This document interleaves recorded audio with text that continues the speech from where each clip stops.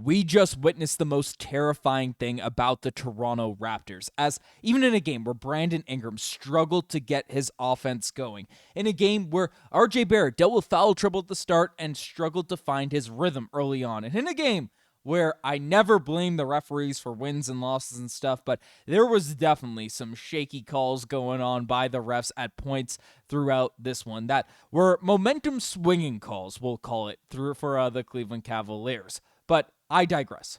Even through all of that, the Toronto Raptors came out and not only got a win against this Cleveland team, but got a statement victory, sent a message that sent echoes across the entire NBA that this Toronto Raptors team is one to be reckoned with. This entire squad, Immanuel Quickley, Scottie Barnes, like Jamal Shead, all these dudes, everyone came out and played really well. And I want to start off with Scottie Barnes. I need to first sing the praises of this man because this dude was absolutely electrifying. He had 28 points in this game, 10 rebounds, 8 assists, 5 blocked shots in this one for Scottie Barnes, and literally did it all. The Cavs were throwing so many different coverages out there at the Raptors, out there at Scottie, and he was able to just pick their defense apart, whether it be slashing, whether it be passing out there in that mid-post area. Like, the dimes that he was throwing, that the Scottie Barnes to Jakob connection, it was on fleek. Jakob missed a layup after a beautiful dime from Scottie Barnes, and the next possession, Scottie throws it right back to him, showing confidence in the big man, and Jakob decides to dunk it. But everything Scottie Barnes was touching in tonight's game was going well. Just phenomenal decision-making and proving why he is that 1A out there for that Toronto Raptors squad and why he's the best player in that 2021, whatever draft class he was drafted in. Better than Mobley, better. Cade's a tougher sell out at this point. But I'm a believer out there at Scottie Barnes, proving on both ends of the court why he is so effective. I mean, blocking all those shots, protecting the rim. Scottie was absolutely electrifying in this game. And one thing I also want to note, you guys were absolutely electrifying out there in that stream. Did a watch-along for this Raptors-Cavs game, trying to do more of those this season. And we've been crushing our sub goal. We are very, very close to 40,000 subscribers. So make sure if you are a part of 53% of our viewers that haven't hit the subscribe button just yet, you hit that button down below. It's free and it helps me out a ton. That's a huge milestone for us. So appreciate every single one of you. But Scottie Barnes, you guys were the only things that were electrifying in this one, as there were so many guys that we really have to sink our teeth into. And Immanuel Quickley, I got to sing the praises of this man because I've been fairly critical of Immanuel Quickley early on in the season, but not only has his on-ball defense improved, but he's playing with a little bit more energy fights, but that three-point jump shot is just going down at an elite rate right now.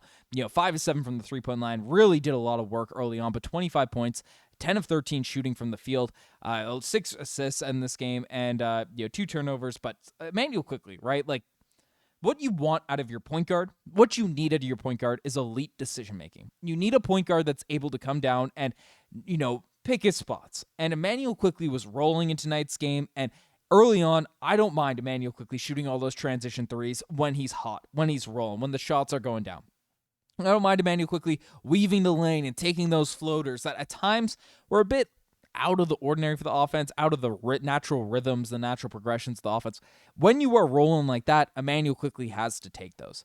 And when things start to cool off a little bit for Immanuel Quickley, instead of forcing his game like we sometimes saw at the start of the season, he just said, hey, I'm going to facilitate for my teammates. I am going to really, try to unlock the rest of the squad. And Immanuel Quickley was able to, didn't get too many assists the second half, but really just played within himself, played within the game. It's why the Raptors were able to win this one, by a big margin against the Cleveland Cavaliers.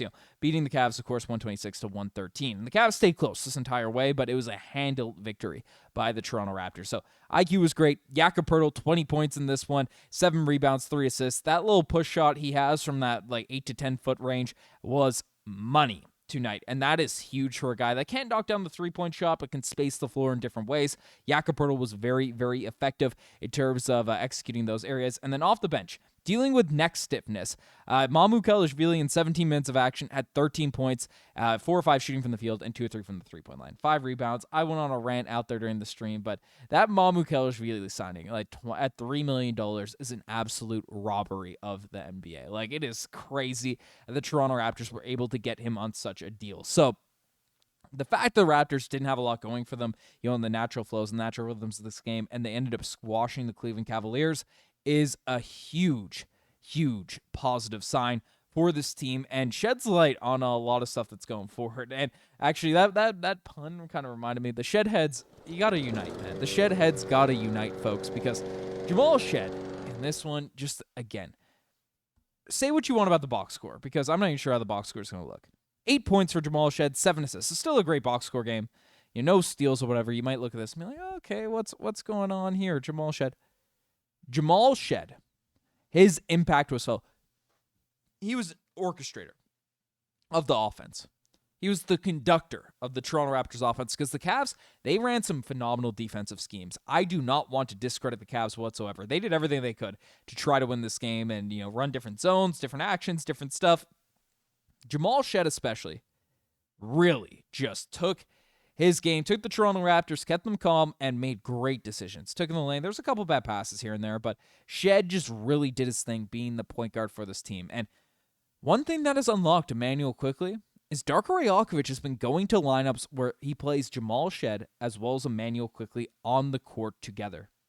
And that has just been a pleasure to watch. That has unlocked Immanuel Quickley, getting him some jump shots off the ball. Shead just getting him it is that is just joyous basketball to watch. Shead and Immanuel Quickley out there on the court together. So I'm loving what I'm seeing from Jamal Shead. Absolutely great stuff. And then to run through the rest of the roster, James Bell, 1 of 1 from the field in 6 minutes of action. I thought he had a good 6 minutes. I thought he played well out there on the court. Jakob Poeltl had some weird moments, but really did a good job defensively. Impressed me a ton defensively. Had a nice dunk. Gradey Dick, 6 points in this game. 21 minutes of action. Knocked down 2 threes, which is good. You need Gradey Dick knocking down those 3-point shots. And Garrett Temple got some run. Great to see. But overall, RJ Barrett dealt with some foul trouble, only played 27 minutes in this one. It was tough for him to get in his rhythm, but found other ways to impact the game. In this one, ended up having in this game, had 9 rebounds, 4 assists.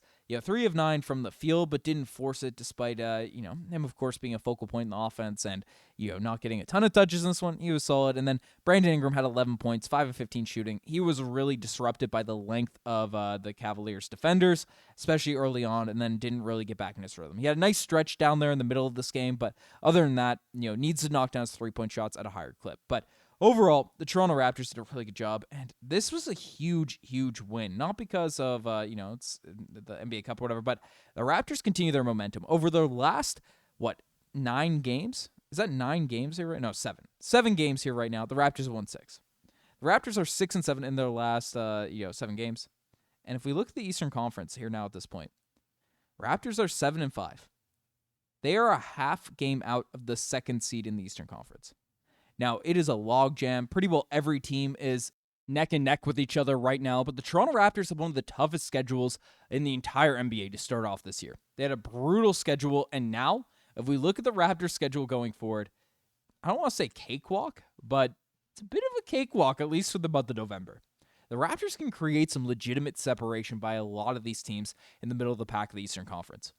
We play the Pacers, the Hornets, the Wizards, the Nets, the Pacers, the Hornets once again. And in between that, you place the Cavs, who we've already beaten twice, and the Sixers, who we lost to, but it was without Jakob. This Raptors team has a legitimate shot to win a ton of these games over their next 8.